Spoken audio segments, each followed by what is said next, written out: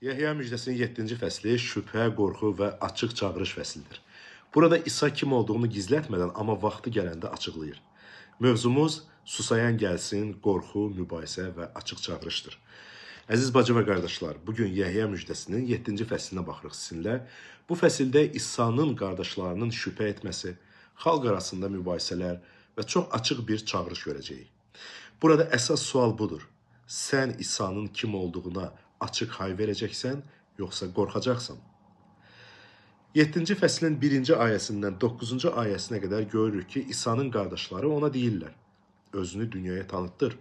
Onlar hələ iman etməmişdilər. Və bu çox ağrılıdır. Bəzən sənə ən yaxın olanlar səni başa düşmür. Və İsa onlara deyir, mənim vaxtım hələ gəlməyib. İsa tələsmir, o atanın vaxtı ilə hərəkət edir. Sonra 10-cu ayədən 13-cü ayəyə qədər görürük ki, yazılır İsa gizlincə bayrama gedir. Cəmaat arasında onun barəsində çoxlu dedikodular gəzir. Bəzisi o yaxşı adamdır, başqaları isə xeyr, xalqı aldadır deyirdi. Amma hamı qorxur. Bu fəsildə qorxu çox açıq görünür. İnsanlar həqiqəti düşünür, amma deməyə cəsarət etmir. Sonra 14-cü ayədən 18-ci ayəyə qədər görürük ki, İsa məbəddə öyrətməyə başlayır. İnsanlar təəccüblənir. Bu adam yaxşı təhsil almadığı halda necə olub ki, savadlıdır? İsa cavab verir. Öyrətdiyim təlim mənim deyil, məni göndərənindir. Sonra çox mühüm bir prinsip görürük burada. O deyir ki, kim onun iradəsini yerinə yetirmək istəyirsə, təlimimin Allahdan olduğunu, yoxsa özümdən söylədiyimi biləcək. Dostlar, itayət anlamaqdan əvvəl gəlir. Sonra biz 19-cu ayədən 24-cü ayəyə qədər görürük ki, İsa onlara deyir, Musa sizə qanun vermədimi? Amma heç biriniz onu yerinə yetirmirsiniz. Onlar şənbəni qoruyurdular, amma insanı görmürdülər. Və İsa yenə də deyir, zahirə görə mühakimə etməyin, ədalətlə mühakimə edin.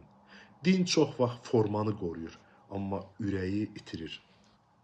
Və sonra biz 25-ci ayədən 36-cı ayəyə qədər görürük ki, bəziləri deyir, bu Məsihdir, digərləri deyir, ola bilməz. Həqiqət elə bil bölünmə yaradır. Və İsa deyir, məni göndərən haqdır. Siz onu tanımırsınız, mənsə onu tanıyıram. Çünki ondan gəlmişəm və o məni göndərdi.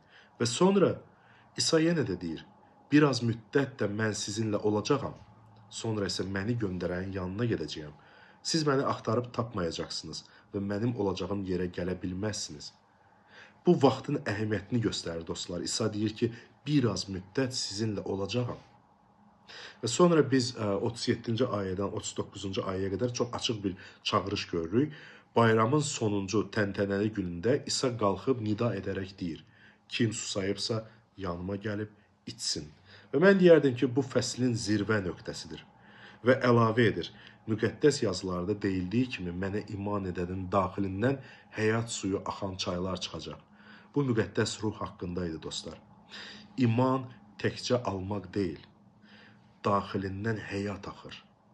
Və sonra biz 40-cı ayədən 52-ci ayəyə qədər olan parçada görürük ki, xalq arasında yenə fikir ayrılığı yaranır. Məbəd mühafizəçiləri deyirlər, hələ indiyə qədər heç bir insan belə danışmayıb. Amma dindarlar qorxu içində onlara deyir, yoxsa sizi də aldadıb. Amma onlardan biri olan, bundan qabaq İsa'nın yanına gələn Nikodim onları sakitləşdirməyə çalışır, amma tam olaraq edə bilmir. Qorxu hələ qalır. Əziz dostlar, bu fəsil bizə nə deyir? İsa hamını razı salmır. Həqiqət seçim tələb edir. Susayan üçün çağırış açıqdır. Əgər bugün sən qorxursansa, tərəddüd edirsənsə, susamısansa, İsa sənə də deyir, gəl və iç. Növbəti videoda 8-ci fəsildə deməli, günahda tutulan qadın, mən dünyanın nuruyam və azad edən həqiqət barədə danışacağıq. Tanrı sənə xeyir dua versin.